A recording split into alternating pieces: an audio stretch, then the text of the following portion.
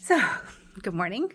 It is December the 3rd, which means it's day 3 of the Advent calendar. You're getting a great view of the ceiling, so I'm just going to do this.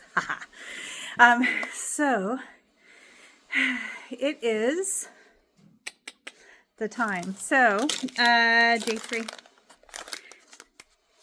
I might have guessed what this is already.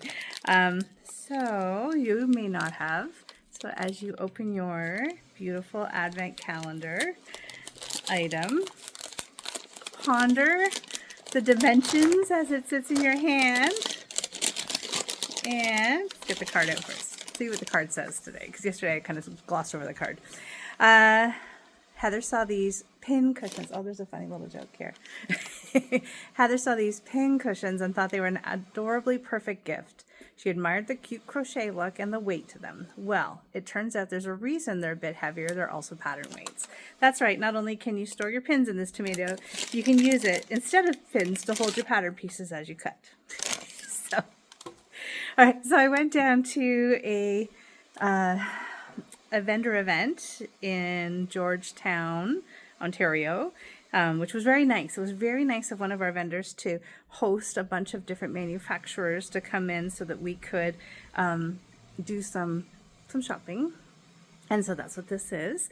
So we have a day where we can go in and we can look at the new Biani patterns, and we can talk with Handy Quilter and see new fabric lines and look at ironing boards and that kind of thing. And Prim Dritz are associated companies, and they had a table. And I walked over and I saw these and I was like, oh, those are adorable. Because we've been looking for pin cushions that were not just puffy little puffs of puffness. Because what the puffy puffness of puffnesses are, they don't care for your pins. They're just a place to stick them. And I like the pack felt ones, and I like the wristband ones actually had a separate purpose. They were puffy, but they still held your pins. But this was just so firm, and I was like, this is a great little pin cushion. And so then I was negotiating and trying to get enough for all the Advent calendars, and I asked to have them not packaged. So we got them at a really decent price that we could afford them in the Advent calendar, and they were a little bit of a splurge, but so sweet. And they do a really good job holding pin cushions. Now, Natalie, could you tell Rebecca that I am working with these? She's supposed to come out. Oh. So I was told that the day that this came up, because I was the one that insisted these ones be in the calendar. So the day that these come up, I had to bring Rebecca out for the video. So why tomatoes? And coincidentally, I spoke about this yesterday, actually, on the other video. Tomatoes are a symbol of prosperity, and having one on your mantle was supposed to ward off ill-begotten individuals. And so this is a perfect little pin cushion. It does a really nice job as a pin cushion, but turns out it's also a pattern weight. So they sell them as pattern weights first, but they do support your pins really well. So, and I've got Rebecca. So Rebecca is gonna, I guess you're standing in front of the tree? Yeah, this is one of, yeah. And they also act as a juggling ball. Oh, they're actually pretty good juggling balls. Yeah, got nice weight. So that's awesome. So there's our little.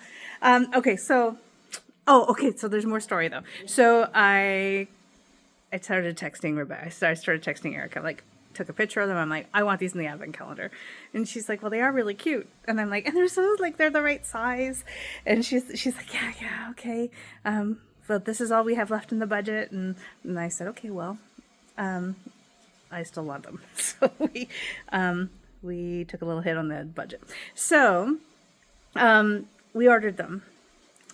And then when they arrived, they were little puffs of puffiness. They weren't these ones. They sent us the wrong ones. So I immediately got on the phone. I said, these aren't the ones I ordered. These are the ones I ordered. Here's the picture I gave you when I ordered them. And so then they had to scramble, and they did. Prim Dritz really did us a solid and shipped them directly from their warehouse, and we got them in time for the Advent calendar. yeah. So, but when they arrived, I was like, meh, this is not what I wanted. So super cute. I hope you enjoy it. Put it, on a ledge nearby, and that'll ward off any evilness and ill-begotten individuals. And keep your pins nice and sharp, because pins are expensive. Now, we got a shipment of Marni pins yesterday. We are always hunting for Marni pins, so the warehouses all know that we're about to order them. We have them on back order in like 4 places in this country. So they ship whenever they come in, and then we replace the order as soon as we get a shipment. Because we go through Marni pins in the store quite a bit. And they're not called Marni pins in the real world. They're super fine, and they're glass headed, and they have a special name from Clover, but they are really, really nice pins.